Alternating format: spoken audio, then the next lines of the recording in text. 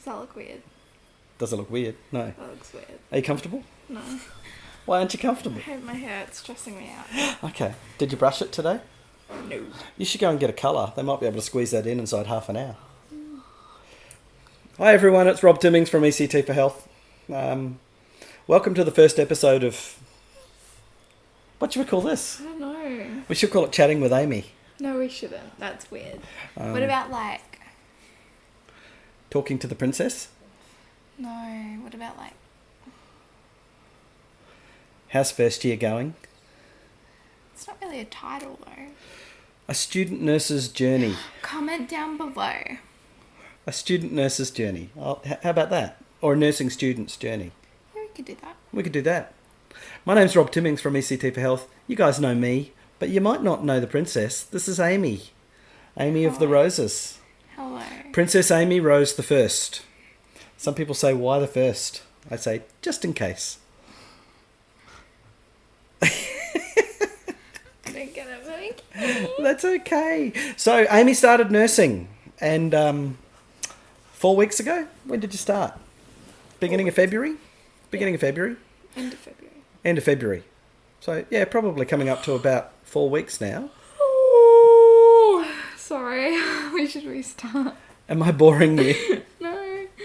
No, and what I wanted to do is I wanted to introduce Amy because Amy's going to start to write a post that we're going to put onto the ECT for Health page.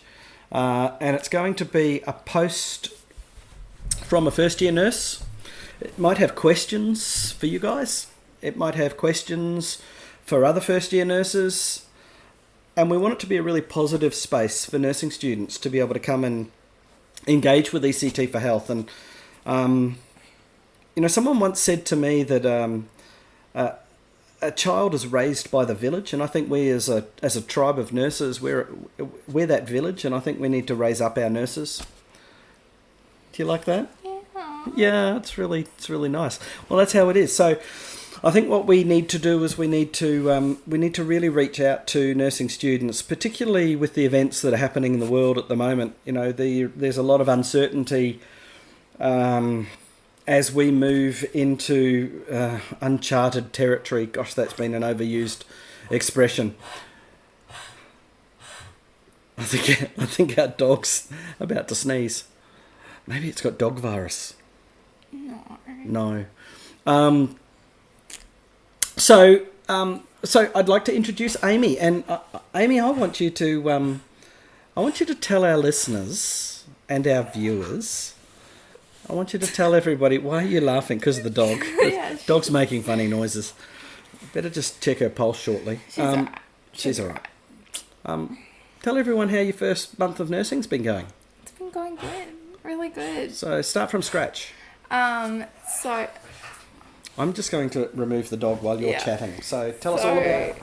We started on I'm pretty sure it was the 19th of January and February, and we've been learning communication, and we've been learning about all of the political sides of nursing, what you can and can't do, and all of the different acts.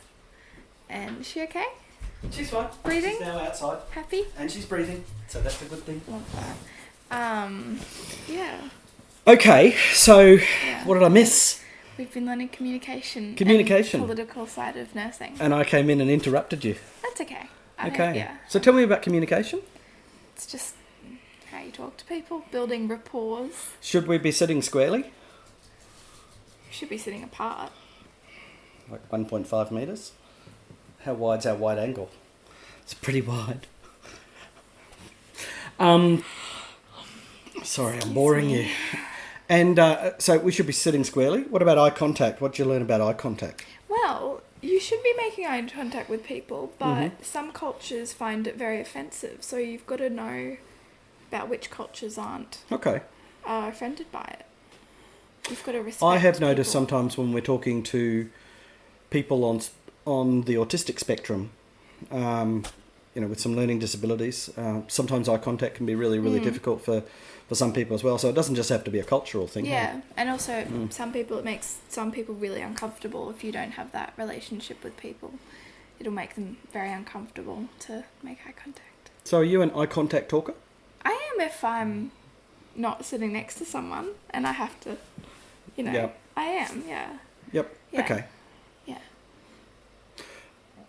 Very good. Yeah. Okay. And tell me about this. You were telling me earlier in the week about cadence. I learned a new word. So tell me about cadence. What's that? So cadence is the speed of your voice. So if you're talking too fast, Yes. then that would mean that you've got a fast cadence. Mm-hmm. So sometimes if someone is elderly, they might say, could you Slow it down. slower your cadence, or slow down your cadence, which basically means slow down the speed of your voice. Well, we kind of do that a little bit, don't we? With Nana and Grandad, if we're trying to explain something fairly complicated, we tend to slow like anything. Like Facebook. Like Facebook. Yeah. We tend to slow it down a little bit. Yeah. We might use a bit of analogy. Yeah. I like to use a bit of analogy. Yeah. Yes, you do. Correct. Sometimes we have been known to pull a whiteboard out to illustrate a point. I hate Yeah. the whiteboard. You don't hate the whiteboard. You love the whiteboard. You've learned a lot of stuff with the whiteboard. Okay, so that's your cadence. That's the speed of your voice. And I guess, have you learned about health literacy? Did they talk about how some people don't have the same health literacy that we in nursing have? Do you remember what that means? Your jargon, your nursing jargon. Nursing jargon, yeah. Yeah, so it can be talking- really hard. So Some people don't know what a blood pressure is, or that's right. what anything is. Oh, it's or a pulse. frustrating. You've done nursing histories, haven't you? Yeah. So we're doing a nursing history on a patient. And you say, so tell us, do you have any medical problems? No medical problems. And you look at their medications that they've got in their little ice cream container or their Coles bag, and you pull out a blood pressure medication. And you say, well, why are you on this blood pressure medication? Oh, I used to have blood pressure, but I'm on pills for that. I used to have blood pressure.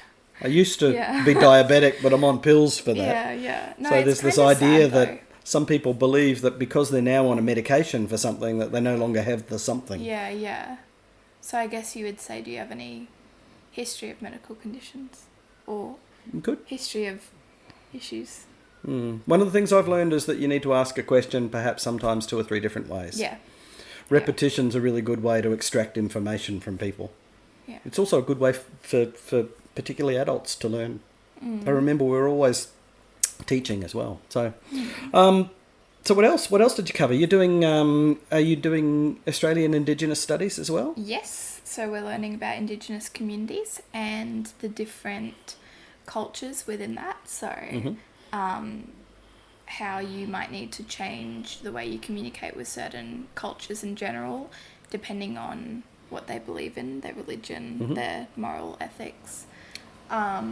And that comes into the communication side of it. So you might need to get an interpreter in if someone has struggles with understanding English, or and that certainly happens in Australia. I mean, there's a lot of Aboriginal communities, and even up in the Torres Strait Islander communities, and there's multiple languages right across. So it's not just about a language; it's also about the culture and I guess the way that some people view health. Yeah. And you remember that because when we went up to the Torres Strait, Amy's mum and I, Joe and I, worked up in the Torres Strait as nurses on a couple of islands up in the Strait. And Amy came up. You were just a little girl then, and you went into primary school. Within about a month, you were bilingual, and you were speaking in Torres Creole. And that was their language, wasn't it? You, in many respects, had to translate for us. Mum and I were a wee bit slower with picking up the language. Yeah. But you sort of took to it like a duck to water. Yeah. Never could get your fishing on, though, could you? I was great at fishing. Really? Yeah. Okay. I don't recall that bit. They used to call you shark bait. No, they didn't. No, that was actually Ben, wasn't it? Because he did get bitten by a shark. But that's another whole story. We should cover that in a trauma story. We should definitely cover that. Okay, and so I know you're only 1 month in. It must have been a bit of a blow to you that that your course was Rona'd, that coronavirus and all of our sort of shutdown of social activity. We really should be 1.5 meters apart, but all that social activity. It's that. How did you and your friends that you've got at uni handle that bit of information? I mean, it's a bit stressful. It kind of sucks that we can't all do it together, like go to the lectures together and kind of empower each other to keep going through the difficult times. But I mean, I think everyone's really confused at the moment, so the university's probably doing the best that they can, which I can respect. So you had lectures in the big lecture hall? Yeah. And there were, how many students roughly would have been in that big lecture hall?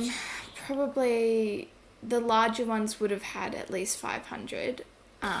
All first year nursing students? I think so, yeah. Though you have some paramedic students in there as well? So it would be nursing students, midwife students, paramedic students, and then all of the dual degrees. Is that your abbreviation for midwifery? Midwife. Or just mid. Mid students. Yeah. That's like students in the middle. I actually wish that I was doing a dual in mid. Really? Oh no. Well, okay. Yep. Yeah, that's okay. To each their own. Yeah. I mean, your mother did midwifery. Yeah. I didn't. I know.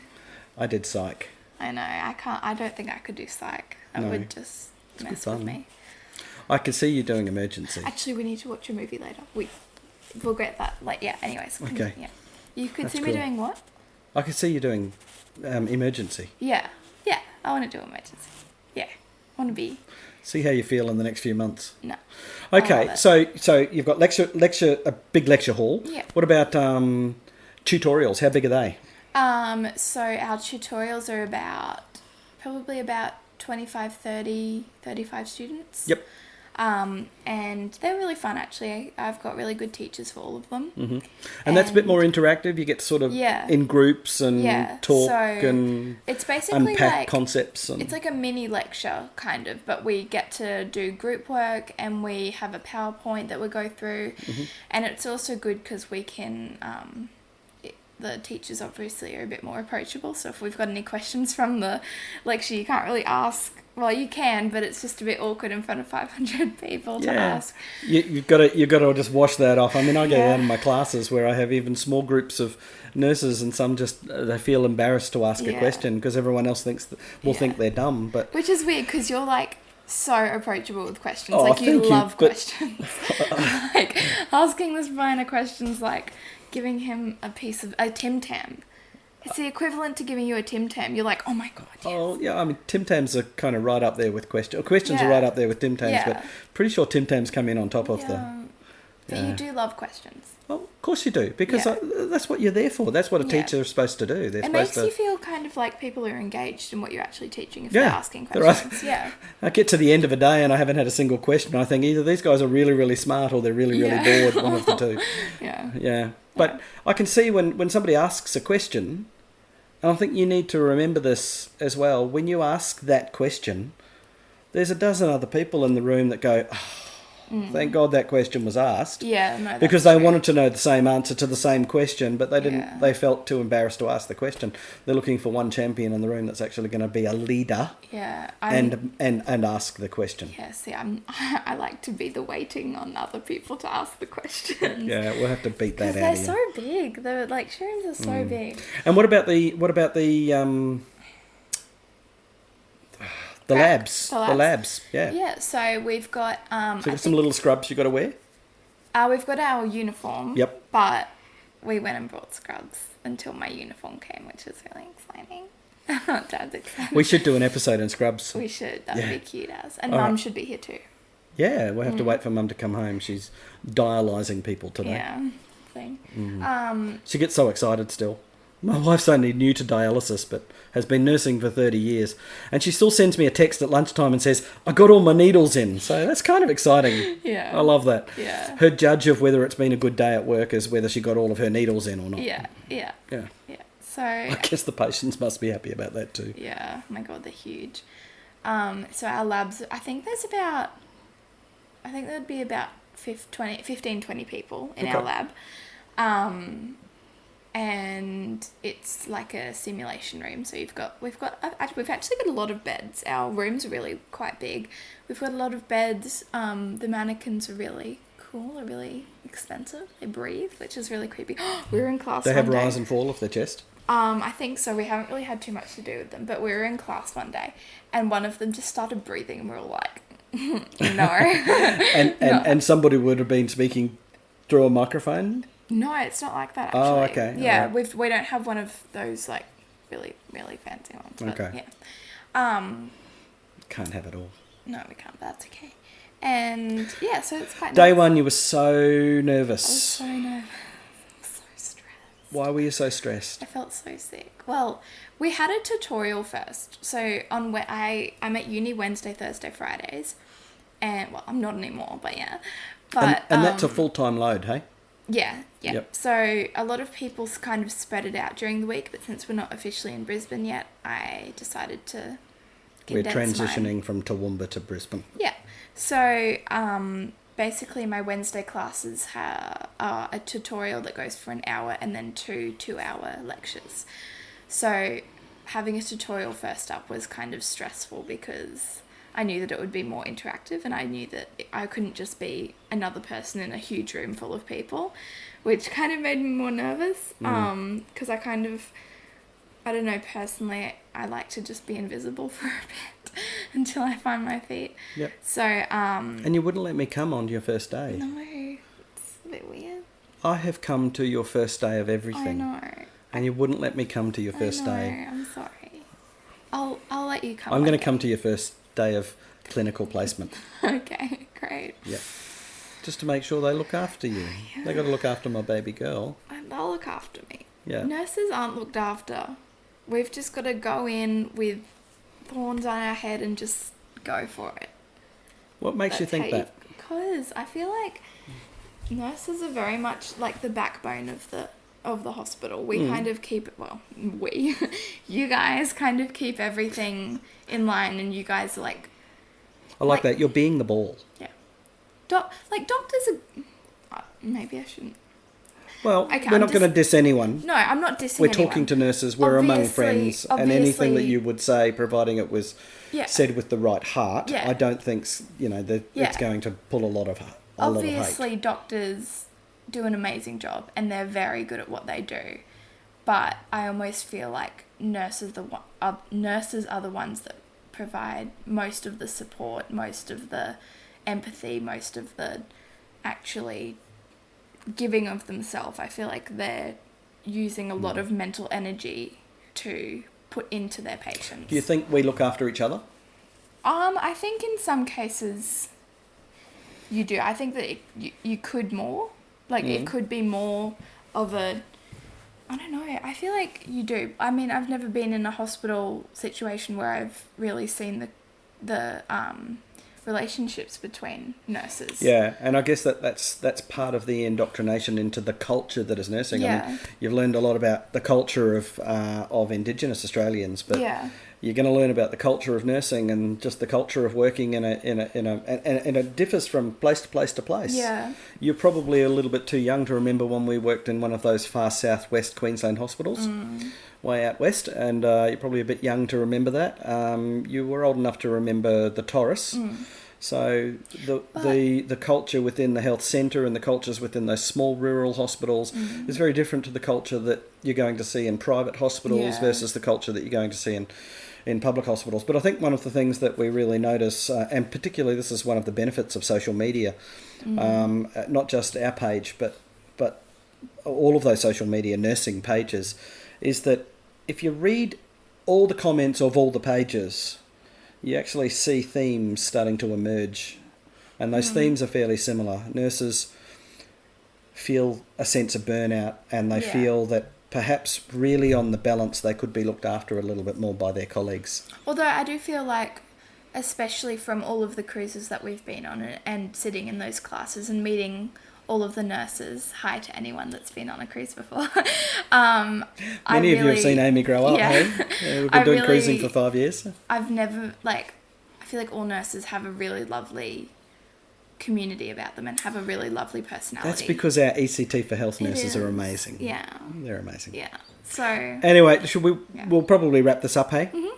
So I think really what we wanted to do with this sort of first introductory session, and it's gone on for 20 minutes now, I really just wanted to introduce baby girl Amy. We're going to start a regular session, or she's going to start a regular session, and just talk about her journey. And we'd love you as experienced clinically working nurses to engage with Amy and help her through her journey. Let's be the village that grows up the young ones. And if you're one of those young ones, and I mean that not in sense of age, but I mean that in sense of young in the career of nursing, you might have had a 30 or 40 year career doing something else and decided later in life to go into nursing. You've got some nursing students that are in the same boat. Yeah. Like that? Yeah. Sort of people, really old like me.